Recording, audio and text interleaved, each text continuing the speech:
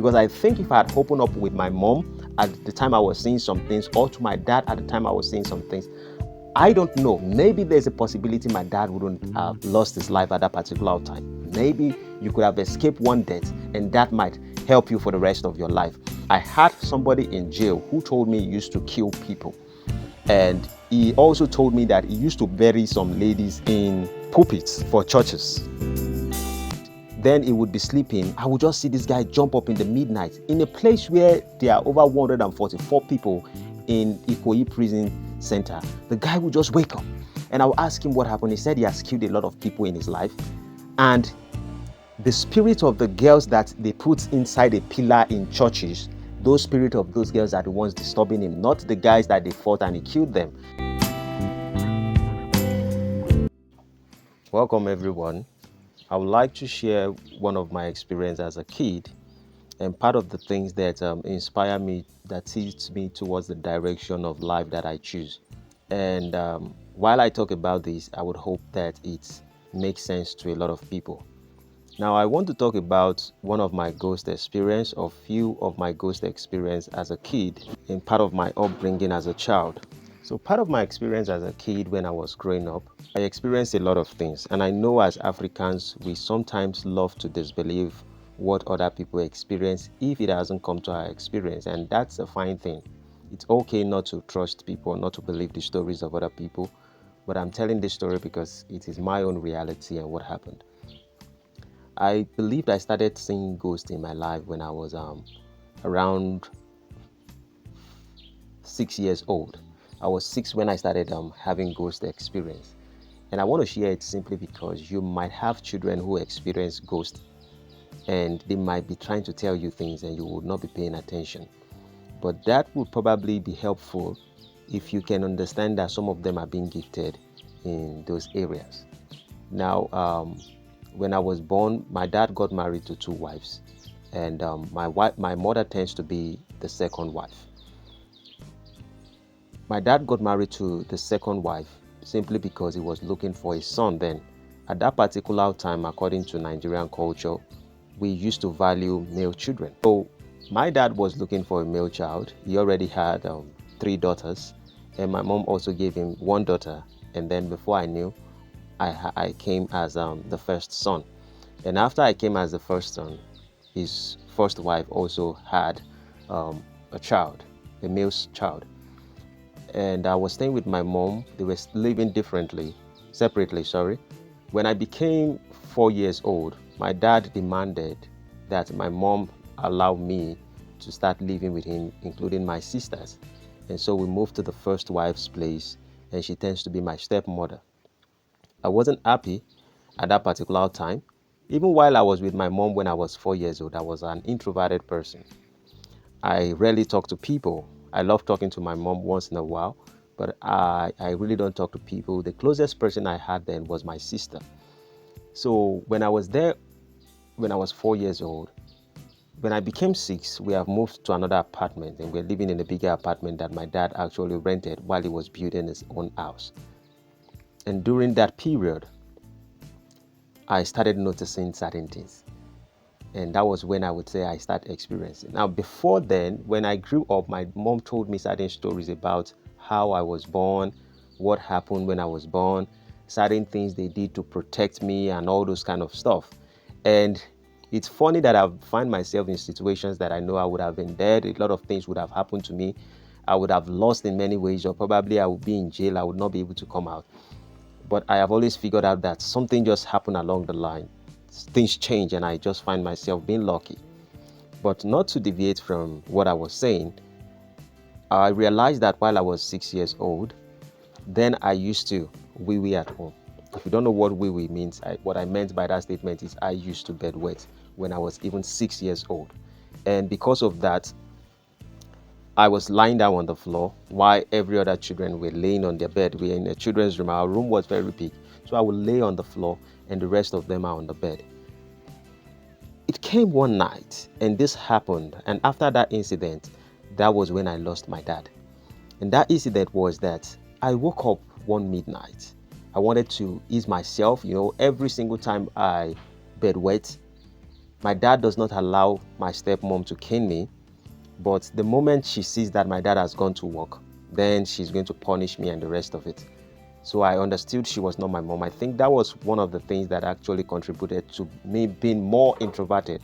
Like, I hate sharing things with people until it gets to a certain level, something very deep, before I would like to open up to people about certain things. Now, at that particular time, I put it upon myself that maybe I would try to figure out things to stop myself from bedwetting. So that midnight, I woke up and there was light. There was light in the whole house. The only difference is the door of the building of our room was high. So the light from outside was reflecting inside. And so I looked at the bed. Immediately I wanted to stand up from the bed. I saw someone sitting on the bed. That house was close to the bush. There's a bushy area at Badagry at that particular time, and you know that Badagry is one of these areas where there is a lot of cemetery around Badagry. In fact, if people die, mostly I would say the largest place that I know in Lagos where they bury people is Badagry. So, but then I wasn't aware of those things. I was just 6 years old at that particular time. So I woke up and I wanted to stand up, and I saw the man. It was a man. I wouldn't say he's a man, but the way I saw it, I can assume it was a man because it was very tall. It was very tall. Uh, he was putting on black, and the black is something like you can't see the face, you can't see anything. So I had to hold on my pee. I was holding on my pee for a very long time, and then I was like, let me try my best and stand up. And what was pushing that courage that I should stand up was simply because before we moved to that house, I was around 5 years old when I told my dad at some point that I wanted to toilet in the midnight, maybe 12, 1, 2 or so. And my dad took me out to the toilet then. The toilet was far from the house. So my dad took me to the toilet then. And when my dad took me there, I was looking at my dad like, how can you have this kind of courage to be strong and not be afraid of darkness? Because we at that particular time were still kids and we were always scared of darkness. We were always afraid. But that thing that I saw from my dad at that particular time made me decide that I was going to be courageous. Then the second thing I saw about my dad was there was this time during the time of Abacha that they were chasing some people. The soldiers used to chase some people when they are doing this environmental. That means every Saturday, maybe last Saturday of the month, they would you are not supposed to come outside. You just clean your environment till 10 o'clock before anyone is allowed. Then it was during that military regime. We saw my dad realized that some women were running and the soldiers were chasing those people. And then when they ran into the compound, my dad locked the gate and the soldiers were much at the front of the gate. And my dad stood in front of those soldiers and was telling them they can't come in. The women have already come into the compound. And every other man in that particular compound who actually rented apartment, most of them did not show up. Only my dad stood up and was able to persuade those soldiers. Till date, as I speak to you, that is part of the place I have my confidence from. That incidence of few things that my dad did when he was alive. He died when I was 8 years old. But there are few things I experienced about my dad. And those things are part of the ways I use in navigating my life. The confidence was just top notch for me. Like, this man can stand in front of soldiers. This man can walk in darkness and is not scared of darkness. That kept something inside of me. And that particular day that I experienced the thing that I was talking about around 6 years old, that entity, when I was about to stand up, the thing just stood up from the bed. And my sisters were all lying on the bed. And I was seeing them and I saw that particular thing. And it started walking around the room. Oh my God. I just hold myself on the floor. And after a period of time, maybe 10, 20, 15 minutes, my dad came inside the room. Maybe he noticed something, but he rarely comes into the children's room around that time. But when my dad came in, there was one thing that I think wasn't good about my dad then, and I tried to amend that in the life of my own children. My dad never used to talk. I love my dad. He would buy me things. He would take me to different places, but I can't remember any conversation between me and my dad or my brother, we having any discussion. My dad is someone who is very silent, and I think that's part of the things that I have, but maybe because of social media, that's why I speak sometimes. So I experienced that, and when my dad came in, I could not tell my dad what I saw. I was 6 years old. I could not tell my dad what I saw. I just lie down on the bed, on the floor, sorry, till the next morning. I had to hold that pee with me. But I knew I saw something. I never told anyone. And I think that opened a role for me to realize that I was gifted in some things. I call myself, in my environment where I live, I most times call myself Mr. Vision. And a lot of people will be like, what did this guy see? Why did he call himself Vision and all of that? I am someone who I would say probably I see things before any other person. And I don't like using it as a bragging right to anything, but it's just like it happens. It's just natural to me. Then when I saw that, I didn't explain it to my dad. I didn't call my dad into caution. But 2 years after that time, I lost my dad. I was 8 years old when my dad was now falling sick. He was being poisoned and a lot of things. I felt I was having some dreams that I could call my dad and tell him that these are the things I was experiencing or some things I used to see, but I never told him. My dad fell sick at some point, and he was poisoned, and my dad died. Then fast forward, I moved to start staying with my mom because my mom refused me and my sister staying with our stepmom because our stepmom was actually, she was kind of tough in some sense. And I appreciated my mom for taking us from there. But due to the struggle of my mom taking care of us alone, it was kind of much on us. So she left us with one of our auntie. And then I was 11 years old when I began to have that experience of seeing ghosts. Then I would sit in the chair. And when I sit in the chair, I would be looking at the door of our room. Then I've already left my dad's place. I was already at Ojo area. That was where we were living then. I will be looking at the door, and then I see things like, I don't know how to explain it. Certain individuals can come through the door, and before I can say anything, it just passed through me. And I wasn't saying anything to my mom. There was one I saw at some point the day I saw a ghost and I became very scared. The real ghost. The first one I saw during when I was 6 years old, I was terrified at that particular time. The next one I saw was not the one on black. I saw that one when I was with my mom. I was staying with my auntie then. I can't remember the year, but I should be maybe around 14, 15 years or 16. This time around, my auntie used to go to church. It was Friday. She loved going to night vigil. That my auntie is so dedicated. So she had to leave me and my sister to stay at home. I used to lay on the chair. My sister used to lay on the bed. And as I was lying down on the chair, I decided again I want to pee. Blood of God. Immediately I stood up. I saw someone on white sitting on my leg, close to my leg. I saw one sitting on the chair. This pee was holding me so bad. I then made a decision at some point to just make myself stand up. Maybe I was seeing something wrong. Maybe it's a fever. Maybe there's something. And then immediately I decided to stand up. Then I saw that there were more than just two that I was looking at. There were actually many of them standing at the front of the door. There were about 5 or 6 of them. Immediately I stood up from the chair. All of them stood up. God of mercy. See this jumping when I saw ghosts. I flew up and I gave my sister a very serious elbow on the bed. That flying, have you ever watched Twins Warrior? I jumped the way Twins Warrior used to jump at that particular time. I gave my sister a very serious elbow on the bed. I shouted. The moment I shouted and my sister stood up, those things disappeared. And when they disappeared, I told my sister what I saw because I was open to my sister. I told her what I saw and the rest of it. But at that particular time, she prayed and, we do whatever we could at that particular time, just praying and the rest of it.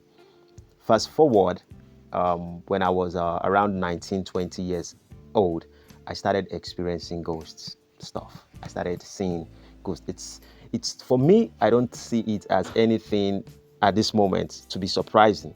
In fact, I would say that when I was 19, 20, I started experiencing it and the rest of it, even before my mom was late. I used to experience it. Then I tell my mom, this is it. I think my mom was able to get that it was kind of a gift at some point, because there were times I was having too many spiritual attacks. And it's so funny that whenever things want to come, God, God find a way to take me out of it. And I know when I tell people that God have a way to preserve me from certain evil, a lot of people will say, "Why do you talk against Christian? Why do you talk about Christianity in a way that doesn't seem right?" I think that people always misconstrue religion with God. People think that without religion you can't serve God. I think religion is just like a tradition, and I've said it over and over again that religion tends to be the tradition of other people that we bring in, and we have lost our own culture.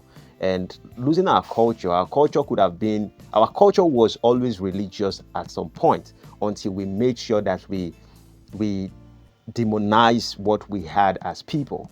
And what's the point? Why am I saying this? Because after that experience, when I had my first son, I was also experiencing it. Even when I bought my first property, I was experiencing ghosts, stuff, and all of that. To me, it got to some point, it became normal to me. Now, that doesn't mean I don't get afraid when I see them. That doesn't mean I'm not tensed when those things happen. But I think I don't always understand the full message. At some point, I was able to get some message. There was a time before Arkview Investment that I bought property from, before they went to lay false allegation on me, and we are now on trial at Ikoyi Federal High Court. Arkview Investment Real Estate Organization. Before they did it, I already had a ghost experience, and I was lying down, and it came to my bed. I don't want to really start calling names so it doesn't look. I know some people would actually think this is being, maybe someone is just making up shit. So I'm just giving it out. I'm giving it out that if you have a child that is being that sees things and they tell you things, it's good you try to understand that child. Sometimes they might over exaggerate what they see, but most likely they might be telling you things that you are not paying attention to. And that gift could have been able to help you to maybe to channel you guys to a specific direction that will be more helpful. Because I think if I had opened up with my mom at the time I was seeing some things, or to my dad at the time I was seeing some things, I don't know. Maybe there's a possibility my dad wouldn't have lost his life at that particular time. Maybe you could have escaped one death, and that might help you for the rest of your life. But ignoring certain things that people say, and I have a sister also, when she tells you she has a dream, oh, you have to cut your hand and know that that thing, you have to be very careful. Most likely that stuff will come to pass once she tells you she sees this. So we humans, we are gifted. And I think in the culture of Africans, we have certain gifts that we don't know where those gifts came from. Before, while I was talking about this Arkview Investments, laying false allegation, and now we're on trial on it. Before then, and then I was lying down on the bed one midnight, and that was like 4 months before that event happened. And for over 2 months, that thing always comes. And when it comes, I will tell my wife in the morning. I will say, my wife, this is what I saw. This thing has come to tell me this. This thing has come to tell me this. Most times I will be laying down on my bed, and I would know when it has come inside my compound and is walking towards me, but I am still lying down. And then it just come to my feet. I would not be able to stand up. I can't move. I can't do anything, but I know it's there. And then it will tell me message, make me understand that certain things are going to happen to me, that I have always been saved from those things. Like, I had many things that I would have probably gone to jail for, not because I actually commit crime, but there was a time I was a very violent and aggressive person. When I was around 24, 25 years, I was very aggressive, and I would do things. And in fact, you can take me to the station and the DPO can just look at me and say, let him go. I had no one to support me financially, but when I just get there, something just happened and they let me go. So when I grew and I started having my own child, I changed all those patterns, and I just stopped anything violence because I love my children. I wanted to be in the life of my children. But at this particular time, that thing kept coming to me to visit me. Most times once in 2 weeks, most times once in a week, it will come and it will touch my feet, tell me things are going to happen. So I was already preparing my mind at some point that something might happen to me that I have no control over. And that jail experience, I wasn't so surprised when Arkview came with that particular stuff. So That's one thing I wanted to touch on. There's one I want to touch on also. One of my last ghost, I wouldn't say it's the last ghost experience because it's something that happens frequently. Since I've been out of jail, I've not experienced it. For over 2 months now or so, I haven't experienced it. And even while I was in jail, I never experienced it. I experienced spiritual attack, but I didn't experience seeing anything spirit. I had somebody in jail who told me he used to kill people. And he also told me that he used to bury some ladies in the pulpits for churches. When the guy narrated the story for me, the reason why he talked about it was because he saw my insight on things. And then he would be sleeping. I would just see this guy jump up in the midnight in a place where there are over 144 people in Ikoyi prison center. The guy would just wake up and I would ask him what happened. He said he has killed a lot of people in his life.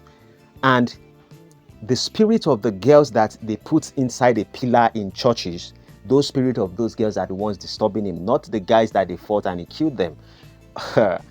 Story plenty. If you go jail, if people decide to be open to you, you would run and you'll be so surprised. Now, I saw him waking up every single time, and then that was why he opened up to me at some point to tell me that.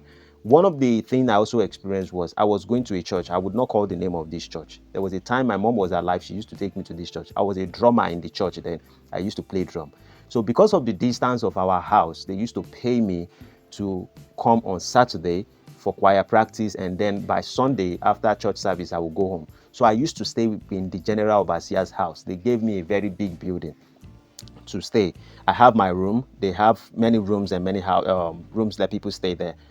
But in my room, I used to see. I stopped at some point. I told my mom that I can only go there on Sunday or go on Saturday, come back and then go on Sunday. It was hectic. But what happened was I would go to that house. There are this ghost that I used to see. That thing, you see, there's this movie that we used to act as when you watch as a child in Africa then, or in Nigerian Nollywood. These things that they are short, they are very short dwarf. They have these nets around themselves. Blood of God. Those things came to my room over and over again whenever I go to that pastor's house. They would just go. They will come around maybe 2, and there's light in my room because I always turn on the light. I started turning on the light because of those things that I used to see. Maybe I was being delusional, but it came to a point that they started coming even while there was light. They would, before I knew, they would have gone to the door. Before I can say Jack Robinson to stand up from the bed, they would just jump on me. They would be like maybe 4, 5, 6. I can't count the numbers. They would just jump on me. So my eyes will be opened like this. I'm looking, but I can't speak. They may stay there. They may sit on me for over 1 or 2 hours. And then they will leave me. Most times they leave around maybe 4:35. So my eyes might be open like this around 2. I would start praying, God, please help me. God, please help me. And I think I had that gift. Till date, I've not been able to harness it very well. Yes, it has been useful and it has helped me in certain ways too. You see, my insights on some things, sometimes some people would say, oh, how do you have insights on some things? I think that most times I always love to use meditation practice and spirituality to look into things more than just looking at it intellectually, looking at it from the educational side. Now, when it comes to the aspect of the law, you have to understand that you read about it and you have to be intellectual on it. But when it comes to the aspect of how you discern your life, these are spiritual things. I think that if my mom was alive, my mom would have probably helped me to channel my ways, and I probably would have been able to harness this better. And I think also that if my dad was open up to me and maybe created that relationship that I used to tell him things, my dad could probably be alive. Maybe he wouldn't, but maybe these people would have helped me navigate my ways in life. So what is the bone of contention? You could have children who experience things like this, and don't underestimate or don't say that there's nothing, you are not seeing anything. Don't deny what children see, because children kind of have certain gifts. Most of them are gifted in different ways. Like I talked about my sister, that one, if you tell you dream, locked up.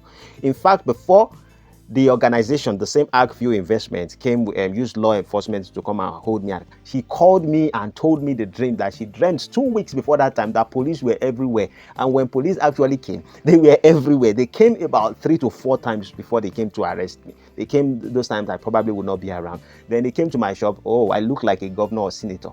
So people are gifted. Let's not, maybe because we have lost our culture and tradition, we have now lose this gift. We don't know what to do with this gift.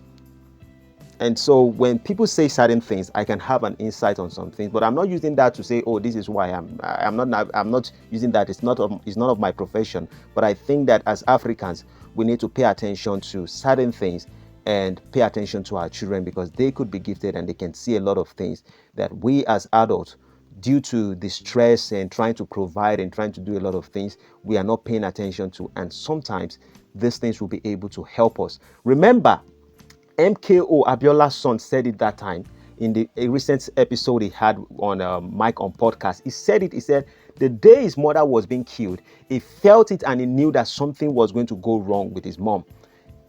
But the mom never paid attention to him. The mom assumed that he doesn't love going to school and the rest of it. Children are gifted. Don't take it for granted. That's all I'm going to say today. If you haven't subscribed, subscribe to my channel, like and share. Give it a thumbs up, comment or ask any questions if you want to. I will tell you according to what I know. Have a blessed day. See you in my next video. Adios, amigos.